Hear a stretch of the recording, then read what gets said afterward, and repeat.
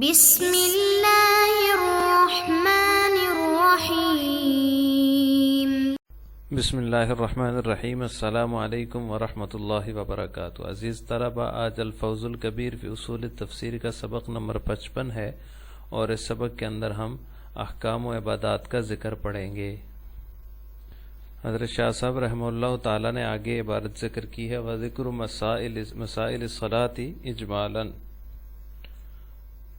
مستعمل فيها لفظ اقامت الصلاة ففصلها رسول اللہ صلی اللہ علیہ وسلم بالاذان وبناء المساجد والجماعة والاوقات، وكذلك ذکر مسائل الزکاة بالاختصار وفصلها رسول اللہ صلی اللہ علیہ وسلم ایما تفصیل، وذکر الصوم فی سورة البقرة، وذکر الحج ایضا فيها وفيه سورة الحج، وذکر الجہاد فی سورة البقرة والانفال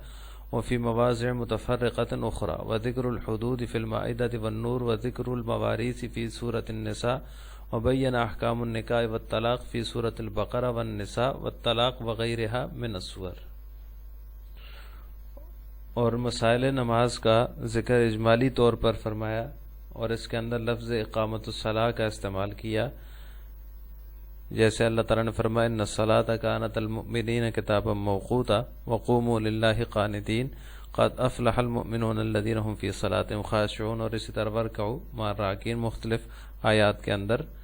جو ہے اس کا ذکر کیا، اور اس کے لیے اقامت الصلاۃ کا لفظ استعمال کیا۔ ففصلها رسول اللہ صلی اللہ علیہ وسلم، تو رسول اللہ صلی اللہ علیہ وسلم نے اس کی تفصیل بیان فرمائی،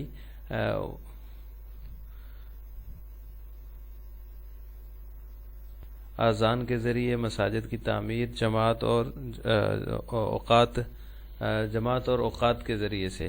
اور اسی طرح جو ہے زکوٰۃ کا ذکر فرمایا، مسائل زکوٰۃ کو بھی اختصار سے ذکر فرمایا اللہ تعالیٰ نے، اور رسول اللہ صلی اللہ علیہ وسلم نے اس کی تفصیل جو ہے وہ پیش فرمائی، اور احادیث کے اندر اس تمام تفاصیل موجود ہے، جو ہے نصاب زکوٰۃ ہے، مقدار واجب الادا، جن سے واجب الادا، اور اس طرح دیگر شرائط اور تفصیلات جو ہیں وہ احادیث کے اندر موجود ہیں۔ وذکر الصوم فی سورۃ البقرہ، اور روزے کا ذکر کیا سورہ بقرہ کے اندر، اور حج کا بھی جو ہے اسی کے اندر ذکر ہے، اور سورہ حج میں بھی ہے۔ وذکر الجہاد فی سورۃ البقرہ والانفال، اور جو ہے سورہ بقرہ اور انفال کے اندر جہاد کا ذکر ہے، اور دوسرے جگہوں پر بھی اس کا ذکر ہے، اور حدود کا ذکر سورہ مائدہ اور نور کے اندر ہے، اور اسی طرح جو ہے وہ میراث کا ذکر سورہ نساء میں ہے، اور نکاح اور طلاق کے احکام کو بیان کیا سورہ بقرہ، نساء اور طلاق کے اندر، اور اس کے علاوہ دوسری صورتوں میں۔ اس عبارت کے اندر مصنف رحمہ اللہ تعالی احکام و عبادات کی جو تجدید اور اصلاح فرمائی اللہ تعالیٰ نے، وہ قرآن کریم میں کہاں کہاں مذکور ہے اس کو بیان کر رہے ہیں۔ آج کے سبق میں ہم اس کی تفصیل پڑھیں گے۔ بنیادی طور پر یہ سمجھ لینا چاہیے کہ دین اسلام خالص اسلامی مذہب ہے، اس کے اصول اور قوانین بھی الہامی ہیں، تو اللہ تعالیٰ نے ان اصولوں کی تشریح اور تفصیل کی ذمہ داری پہلے تو آپ صلی اللہ علیہ وسلم کو عطا فرمائی، پھر صحابہ کرام اور دیگر امت کے فقہاء اور علماء جو ہیں ان کو یہ ذمہ داری عطا فرمائی، اور ان کے کندھوں پر اس کا بوجھ ڈالا۔ آپ صلی اللہ علیہ وسلم نے اپنی زندگی میں حسب ضرورت اس فریضے کو انجام دیا، اور مستقبل کے لیے العلماء ورثۃ الانبیاء، اور اس طرح صحابی کالنجوم بأیہم اقتدیتم اہتدیتم جیسی ہدایات دے کر ایک طرف تو امت کو علماء اور فقہاء اور صحابہ کرام کی اتباع کا حکم دیا، تو دوسری طرف ان کی دینی تشریحات پر اعتماد اور اطمینان کا اظہار بھی فرمایا۔ یعنی اس سے جہاں یہ پتہ چلتا ہے کہ علماء کی، صحابہ کی اتباع لازمی ہے، بلکہ یہ بھی پتہ چلتا ہے کہ وہ جو دین کی تشریح اور تفصیل بیان کریں تو وہ بھی جو ہے وہ قابل اطمینان اور قابل اعتماد ہے۔ ذکر سوم، یہاں پر جو ہے آپ مصنف نے فرمایا سوم کا ذکر سورہ بقرہ کے اندر ہے، تو وہ جہاں کہاں ذکر ہے اس کی آیات جو ہے وہ بطور مثال کے ذکر کی جا رہی ہیں۔ تو سوم کا، روزے کا ذکر ہے، یا ایھا الذین آمنوا کتب علیکم الصیام، اور اس طرح حج کا ذکر جو ہے الحج اشہر معلومات فمن فرض فیہن الحج، ایک تو اس آیت کے اندر ہے، اور دوسرا وَأَذِّن فِي النَّاسِ بِالْحَجِّ يَأْتُوكَ، اس آیت کے اندر بھی حج کا ذکر ہے۔ جہاد کا ذکر جو ہے وَقَاتِلُوا فِي سَبِيلِ اللَّهِ الَّذِينَ يُقَاتِلُونَكُمْ وَلَا تَعْتَدُوا، اس آیات کے اندر جو ہے وہ، ان آیات کے اندر جو ہے وہ جہاد کا ذکر ہے، اور دوسری آیت اس کے ساتھ ہے یا ایھا الذین آمنوا اذا لقیتم الذین کفروا زحفا فلا تولوہم الادبار، تو پیٹھ مت دکھاؤ جب کفار کی کسی لشکر سے آپ کا آمنا سامنا ہو جائے۔ تو جہاد کا ذکر اس آیت کے اندر ہے، اس سورہ انفال کی آیت ہے۔ حدود کا جو ہے ثبوت وہ جو ہے وہ بھی قرآن کریم سے ہے، اور 5 قسم کی حدود جو ہے وہ قرآن و سنت سے ثابت ہیں۔ ان میں سے سب سے پہلے حد زنا ہے، دوسرے نمبر پر حد سرقہ ہے، تیسرے نمبر پر حد شرب خمر ہے، اور چوتھے نمبر پر حد قطاع طریق ہے، اور 5ویں نمبر پر حد قذف۔ قطاع طریق سے مطلب ڈاکو جو راستے میں قافلے کو لوٹ لیں، اس طرح جو ہے ڈاکہ ڈالتے ہیں اور مسلمانوں کا مال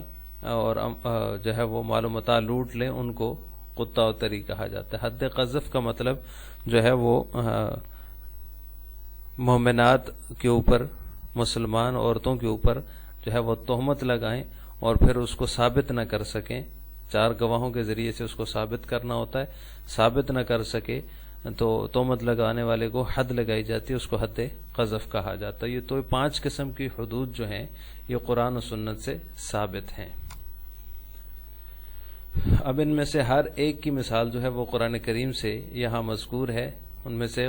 قطع طریق کی جو حد ہے اس کی سزا انما جزاء الذین یحاربون اللہ ورسولہ، بے شک ان لوگوں کا بدلہ جو اللہ اور اس کے رسول کے ساتھ محاربہ کریں۔ اس میں قطع طریق کی حد کا ذکر ہے، آگے چل کر اس میں قتل کرنے کا ذکر ہے۔ یہاں پوری آیت مذکور نہیں ہے، صرف بطور مثال کے آیات کا پہلا حصہ یہاں ذکر کیا گیا ہے۔ دوسرے نمبر پر ہے حد سرقہ، چوری کی حد، السارق والسارقۃ فاقطعوا ایدیہما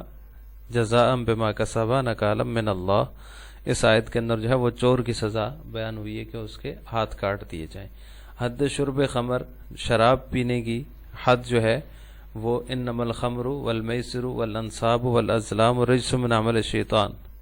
یہ اس کے اندر جو ہے وہ حد شرب خمر اس آیت سے ثابت ہے۔ اور حد زنا جو ہے وہ الزانیۃ والزانی فجلدوہ، اس آیت سے جو ہے وہ ثابت ہے کہ زانیہ اور زانی کو جو ہے وہ کوڑے مارے جائیں اور ان کے اوپر حد جاری کی جائے، تو حد زنا اس آیت سے ثابت ہے۔ اور اس طرح حد قذف جو ہے والذین یرمون المحصنات ثم لم یأتوا بأربعۃ شہداء، جو پاک عورتوں کے اوپر تہمت لگائیں پھر وہ 4 گواہ پیش نہ کر سکیں، تو ان کے اوپر حد لگانے کا جو حکم ہے وہ اس آیت سے ثابت ہے۔ تو یہ حدود کا ذکر ہو گیا۔ اس کے بعد میراث کا ذکر کیا ہے شاہ صاحب رحمہ اللہ نے، والمیراث فی سورۃ النساء، تو اللہ تعالیٰ نے اس کے لیے یہ آیت نازل فرمائی یوصیکم اللہ فی اولادکم للذکر مثل حظ الانثیین۔ یہاں پر پورا میراث کا مسئلہ اللہ تعالیٰ نے نازل فرمایا کہ اولاد کے لیے جو ہے وہ کس طریقے سے میراث تقسیم ہوگی۔ للذکر مثل حظ الانثیین، تو مرد جو ہوتا ہے اس کو للذکر مثل حظ الانثیین، 2 عورتوں کے برابر حصہ ملتا ہے، اور عورت کو آدھا، مرد کو پورا۔ نکاح کا جو ذکر ہے وَلَا تَنْكِحُوا الْمُشْرِكَاتِ حَتَّى يُؤْمِنَّ، یہاں پر مشرکات سے، جو مشرکین مکہ کی عورتیں ہیں ان سے نکاح کرنے سے منع کیا گیا یہاں تک کہ وہ اسلام لے آئیں، ایمان قبول کر لیں۔ اور اس طرح طلاق کا جو ذکر ہے وہ والمطلقات یتربصن بانفسہن 3 قروء، تو 3 حیض تک جو ہے وہ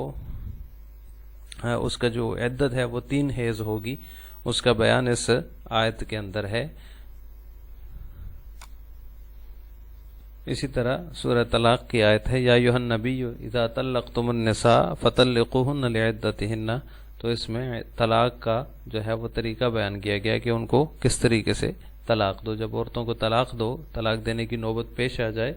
تو کس طریقے سے طلاق دینی چاہیے اس کا بیان ہوا ہے یہاں پر۔ آج کے سبق کا خلاصہ یہ ہوا کہ ہم نے علم الاحکام کے بیان کے تحت جو احکام و عبادات میں قرآنی مثالیں ہیں